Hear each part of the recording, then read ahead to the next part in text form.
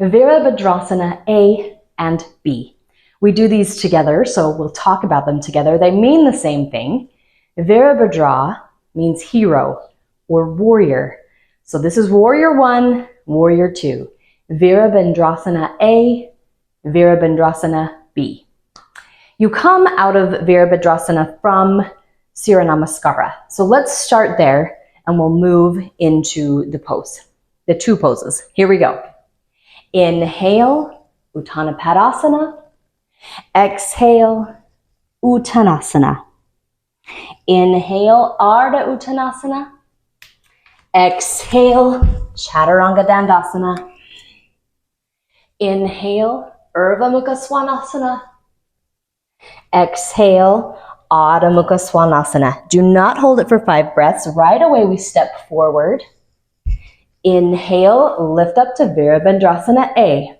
And here's where we hold for 5 breaths. Make sure your students' hips are pointed straight forward, not open, and then they're trying to wrench their hips.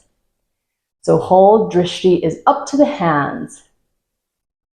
Inhale, exhale. Now straighten through your legs. Inhale, keep your gaze up, swivel your feet, swivel your hips. Exhale, bend into Virabhadrasana B on the left side. Holding here, shoulders relaxed, feeling that strength, and for 5 breaths. Inhale, exhale, open to Virabhadrasana B. So here we get into the B's. So you're actually doing B on the left side first. Left knee bent, pelvis under, all of this open, gazing over that left hand. And this is Virabhadrasana B. Hold it for 5 breaths.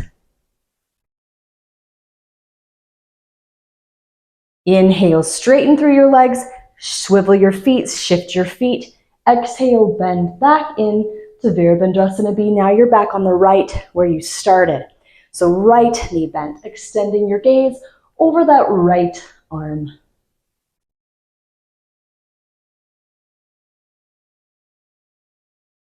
After 5 breaths, inhale, we're going to move to vinyasa. Exhale, windmill the hands down. Step back, Chaturanga Dandasana. Inhale, Urdhva Mukha Svanasana. Exhale, Adho Mukha Svanasana. Move directly into our seated poses. We'll come through to sit. That leads us into a new section, so I won't go through that today, but that's just how you finish off those 2 poses. So how can we modify Virabhadrasana A and B? I'll face you so you can see. Common thing that happens with A is sometimes our students stand with their feet almost stacked right on top of each other. You see how you cannot see my back leg? 1, that's really hard to balance. 2, it puts a lot of strain on the hip. So just tell them to walk their foot open just a little bit and draw the heel back. Extend the arms. See, now the hips are square and they're not straining. They're just reaching straight forward. Technically, arms together, a little bit easier to widen. Really tight shoulders, maybe a goal post position. Pretty simple modifications there. Now for Virabhadrasana B. You might likely see people stand too narrow so that they're pushing their knee in front. Feel how much pressure this is on the quadricep and the knee. Too much, not good. Tell them to widen out so that their knee stacks right on top of the ankle. The other little alignment piece to look for is a line from the heel to the arch of the foot. From there, they can pull their pelvis under so that they can start to feel the sensation through the front of the legs. And then extending the arms. And you're about there. A simple little change that you could make for tight shoulders is to turn the palms to the sky.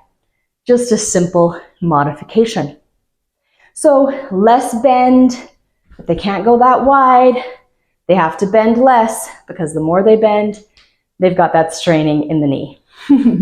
Congratulations, you made it through the standing poses. Next, we'll move on to the seated section.